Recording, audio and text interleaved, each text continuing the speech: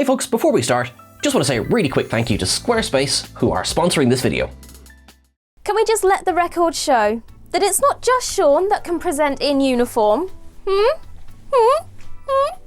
Anyway, that's not what we're here to talk about. It will come as little surprise to anyone who has watched Star Trek over the years that it often tackles the more serious topics that humanity faces in open dialogue. The Courtroom is one of the best places to manage this, as it's designed to host the most serious debates on the nature of life, the law, and the rights of the individual. Here we have attempted to collate some of the best episodes that put our favourite characters in positions of legal jeopardy, which may include scenes of high emotion and tension told through the Trek lens. So with that in mind, I'm Ellie with TrekCulture, here with the 10 greatest Star Trek Courtroom episodes. Number 10, The First Duty. The First Duty is a favourite here at TrekCulture, as it not only contains that excellent dressing down by Captain Picard, but also introduces Robert Duncan McNeill to Star Trek. The courtroom drama concerns the accidental death of Joshua Albert. This episode stands out as it shows the veneer of brilliance being stripped away from Wesley Crusher, who had been introduced as the genius child in the first season. While his character had grown beyond this, there were still few moments of him doing anything particularly wrong. The cover-up of Albert's actual cause of death is something no one at the time saw coming. It still stings more than 30 years after its airing, when Picard truly shows his disappointment in him. The climax of the episode sees Locarno stand up and take responsibility for being the ringleader, earning him a swift dismissal from Starfleet Academy, and setting the stage for a man who looks awfully like him to end up piloting the USS Voyager. Weird. Number 9, Tribunal. This episode arrives close to Deep Space Nine's second season finale and has got to be one of the more brutal O'Brien must suffer episodes from the lot. This story sees Miles arrested by the Cardassians on false charges designed to destabilize peace talks using his history of fighting in the war against him. Cardassian justice, if it can be called that, is on full display here. The verdict is always known before the trial begins, with the courtroom serving simply as an examination as to how the guilt was ascertained. If O'Brien had been a Cardassian citizen, he would have been killed shortly after the credits rolled. However, with a lot of help from Odo and absolutely no help from his own defender, O'Brien's innocence is actually proven. Something of a first for a Cardassian court, thanks to the changeling's dogged search for the truth. Though O'Brien's lawyer may end the episode with his head in his hands, everybody's favourite Chief manages to return to the station with his own head still attached. That tooth extraction scene is fairly wince-inducing, so you have been warned. Number 8, Star Trek VI, The Undiscovered Country. The Undiscovered Country contains one of the best courtroom scenes in the entire franchise, as Kirk and McCoy stand trial for the assassination of the Klingon Chancellor Gorkon. Though of course we as the audience know that neither man had anything to do with that crime, Klingons were not at that point well known for listening to reason. There is so much to love about the scene. Christopher Plummer chews every piece of the scene he can get his gnashes into while he acts as the prosecutor, while a somewhat pathetic attempt on the part of the defense lawyer, played by a fun cameo of Michael Dorn, effectively seals the officer's fate. Thanks primarily to a last-minute "let us all be friends" decision by the judge, they are spared the death penalty, causing General Chang's sole eyebrow to skyrocket. The acting in the scene is pitch perfect throughout, with Shatner at his best and Kelly even including some humour to proceedings. The pinnacle of the scene is Chang's eruption, demanding Kirk answer him before waiting for the translation. The moment drawing on real-world parallels is a powerful moment to behold. Perfection. Number 7, The Drumhead. The Drumhead is an example of how the power of a witch hunt can divide even the most loyal friends and colleagues, drawing on the Crucible to display the true dangers of paranoia. Retired Admiral Nora Satie arrives on board the Enterprise ready to help flush out a rather straightforward case of espionage. What follows is a horrific abuse of power, leaving the ship rattled, Worf's faith in the truth shaken, and a young man's career in ruins. While Satie cloaks her arguments in the search for the truth, and by by extension any and all that she deems enemies of the Federation, it quickly becomes apparent that her real goal is simply another victory on her belt, even if she doesn't even see that herself. The episode offers one of the iconic speeches by Captain Picard and reveals this once respected admiral for the paranoid fearmonger that she has become. There are no true winners in this case. The incident that begets the whole situation is revealed to be nothing more than an accident, one that leaves a swathe of destruction in its wake. Number 6. The Menagerie.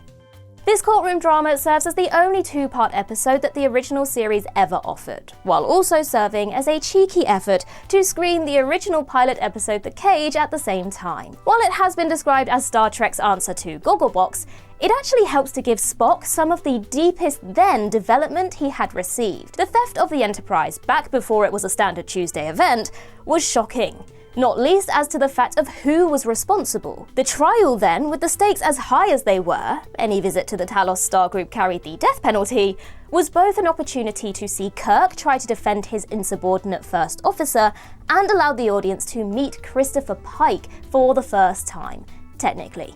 As The Cage hadn't been screened at that point, Sean Kenny was the first actor that many in the audience got to see play the iconic role. With those beeps and light-up bulbs, an endearing image was burnt into sci-fi history. How could this man have made such an impact on Spock, of all people, to engender mutiny? Hello, I'm Duncan Rillick, no relation, and I'm here to tell you about what my friend Sean Blass told me. You can get 1 month free and 10% off your first purchase if you go to https://www.squarespace.com/TrekCulture. You will be able to avail of that deal. Cheap. Sean told me about their amazing engine for designing their websites. They have awesome inventory tools to allow you to get better at tracking your sales. Sean also told me that you can host videos and link up to your socials. Squarespace's deal is amazing and you should check it out too. That's the Rillick promise, no relation. Number 5. Death Wish. This second season episode of Star Trek Voyager had a monumental task facing it. How best to introduce Q to the new series. When compared to Deep Space Nine's attempt, Q-less, this episode knocks it out of the park. However, in standard Trek style, it also tries to take on another huge topic. Quinn's trial to determine his right to take his own life is one of Star Trek's most thought-provoking arguments. On the surface, he seems an affable, charming man, one whose request is baffling. The rest of the continuum certainly feel that he is losing his mind, which leads directly to his incarceration. However, where they would simply lock him away and be done with it, the appeal for asylum aboard Voyager puts Janeway in a rocky place. She can't, as a Starfleet captain, ignore the call, even though the Q are exponentially more powerful than they are. Perhaps a sense of amusement allows our familiar Q the chance of hearing the arguments out, yet over the course of the trial, he comes around to see Quinn's plight. This episode, dealing so directly with both right to life and right to death, could have flopped at the beginning. Instead, it rises above much of the rest of the early seasons of Voyager, becoming one of the strongest episodes in the entire run. Number 4. Rules of Engagement. Another courtroom episode that relies on the performances over the mystery. Of course, Worf didn't kill innocent civilians. The great Ron Canada's turn as Ch'Pok, the Klingon prosecutor sent to convict Worf, stands out as a powerhouse of logic and emotion. His job is less to convince the advocate that Worf is guilty of a particular crime, and more so that Starfleet is committing unstable captains to their fleet. For a time, it looks as though Ch'Pok might in fact be winning. He successfully goads Worf into attacking him while on the stand. It's a low moment as Sisko shouts for Worf to stop and the music swells. While Ch'Pok may be a great warrior in the courtroom, his physical strength is no match for Worf. In some ways, Ch'Pok does succeed at his job, elements of it at least. While there never truly was a crime to begin with, he was assigned the task of destabilizing faith in the Federation. And for a time, it seemed as though he was there. Number 3. Court-Martial. This is an often overlooked episode of the original series, as between the setting and the outcome, it is somewhat eclipsed by the episodes that surround it. However, that does the show a disservice. It is a tense hour of exploration, and though we all assume that Kirk didn't jettison the pod early, there is a time where we are told to believe that he did. Finney's rage toward Kirk over the presumed sabotage of his career is actually something that the audience can empathize with, to a point. it. The error that Kirk logged may have put paid to his dreams of being a captain, but seeing as the death rate in Starfleet at the time was oddly high, Kirk may have done him a favour. Things really aren't looking great for Kirk until Finney turns up alive and well, if unhinged, by the episode's close.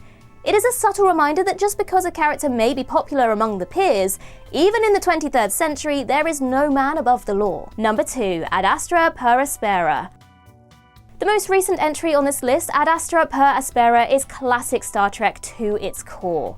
The trial of Una Chin Riley over her genetic engineering, a fact of her body that she has no control over, is easily spotted as an allegory for the ongoing struggles faced by minorities in society today. This is something of an interesting episode for the fact that if you go looking for subtlety, you're going to be disappointed. On the other hand, it shines a stark light on the utter intolerance that some struggle to overcome. Guest star Yetide Badaki delivers an all-time great performance as Neera, Una's defender. Strange New Worlds has been outstanding in its debut season, and as of writing, its sophomore year is shaping up to be just as strong. The pervious comment on the lack of subtlety notwithstanding, it is taking a very original series approach to how it tells its tales, forcing the audience to watch the discomfort that the entire court feels as Una talks about her childhood and the persecution that she and others like her faced. The outcome of the trial was never truly in question, in true Trek fashion, but it was how we got to the ending that really shone the most. Number 1,